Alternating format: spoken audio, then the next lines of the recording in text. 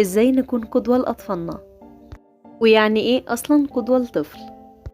يعني نكون احنا المربيين نموذج كويس في كل حاجة بنعملها وبنقولها، فالطفل يشوفنا ويعيش معانا كل لحظاتنا وأوقاتنا أو معظمها ويتأثر بينا فيحب يقلدنا ويعمل زينا.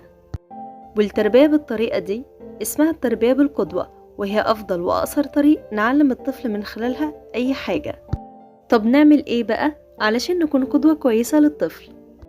نبطل عصبية قدر الإمكان، ونكون صادقين في أي حاجة بنقولها أو بنعملها، ونبطل نحل أي مشكلة مع الطفل بالعقاب، ونأدي العبادات ونلتزم بيها على أجمل وجه، ونبقى اجتماعيين ودايما الابتسامة على وشنا، ونلتزم بمواعيدنا ووعودنا مع أي حد، وبلاش نتكلم على أي حد من وراه، ونحترم الناس ونحترم أطفالنا ونسمع هم عاوزين يقولوا ايه، ونعتذر لو أخطأنا حتى لو كان الاعتذار ده لأطفالنا، ونبقى متفائلين وبلاش تشاؤم، ونعلم أطفالنا مهارات جديدة ونعملها إحنا الأول قبلهم وبعد كده يطبقوها معانا، وبكده نكون أفضل نسخة يتمناها أطفالنا.